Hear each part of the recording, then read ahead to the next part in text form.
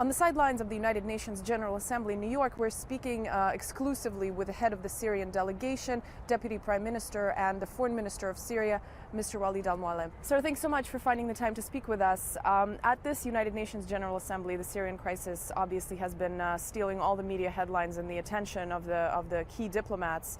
Now that Russia and the United States have figured out what it is that they want to come out of the United Nations Security Council, with what sentiment will your delegation be departing from New York? Is it a sense of diplomatic success, relief? Well, in fact, we found that this session of United Nations General Assembly is different than the previous one. The leaders started to understand better what is going on in Syria, that we are fighting a terrorist group related to Al-Qaeda. We are receiving fighters from 83 countries over the world. Second, they start to speak about the political solution after we joined the treaty of chemical weapon. And here I want to thank President Putin for his initiative. We discussed with Minister Lavrov this morning the project of Security Council resolution under Chapter 6 concerning Syria. First, it tackles the procedures of how to get rid of this chemical arms.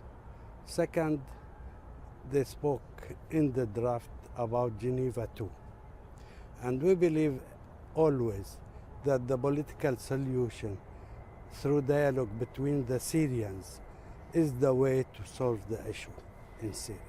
Considering the violence that is going on the ground, you're saying you do obviously believe that a political transition is still viable, it can still happen so deeply into the crisis?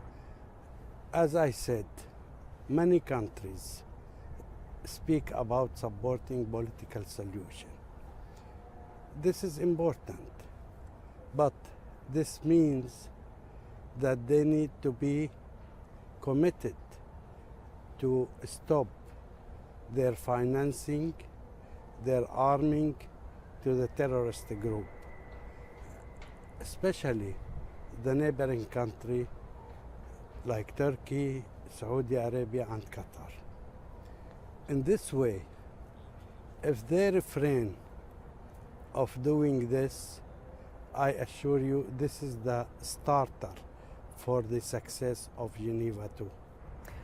Sir, under the existing circumstances of war on the ground ongoing, how much in control is the Syrian government of the chemical arsenal?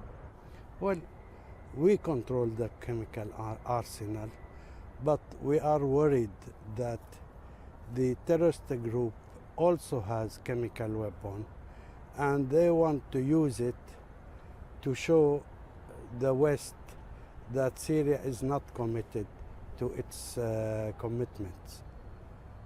This is our point of worry.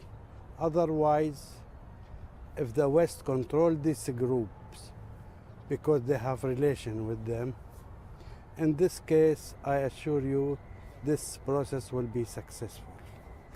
During this disarmament process that we're looking forward to witnessing, would it be harder, easier? What is your assessment of the rebels being able to lay their hands on the weapons throughout the process that's now to come? Well, if you mean they can obtain government control over these weapons, this is very difficult. But the problem is not this. The problem, they are receiving this type of weapon from neighboring countries and from the West. It seems describe to us the process of deciding to hand over the strategic weapons. What led to this choice? How much of an influence was the Western threats of strikes? And was it something the government realized they would have to do eventually, or was this something that was a thought that had to occur when the threats started happening? Well, it is not related to the threat more than it is a free, sovereign Syrian government decision. We are adopting this decision after consultation with Russia. And we are convinced that this Russian initiative at the end is a good initiative to open the door for political solution. When and if, I guess when, Syria does hand over its chemical weapons, do you think there's still a possibility of a threat from the West that would remain? Well, always the threat from the West is remaining. But before, they are using this threat indirectly through supporting the armed group, the terrorist group. But we take in our account that any country which is not yielding to the American pressure or yielding to the American will, it is under threat. Why do you think it is that there's so much doubt in the West that the Syrian government will comply with what has been agreed, with handing over these weapons? Because this is part of their plan, anti-Syrian plan. Even before starting to execute our obligation, they start to put doubts.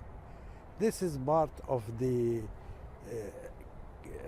formula to attack Syria. Well, if this anti-Syrian, as you say, plan exists coming from the West, why do you think this agreement was feasible between Russia and the US to reach the agreement on the chemical weapons, and also what we're now expecting to come out of the Security Council? Well, now it is the international will after the Security Council, and the Americans are very essential part of it. But still, we need to take into account that the Americans are changing their moods, changing their position. But for that, the role of Russia to bring with them the American and the Security Council, it is very wise step.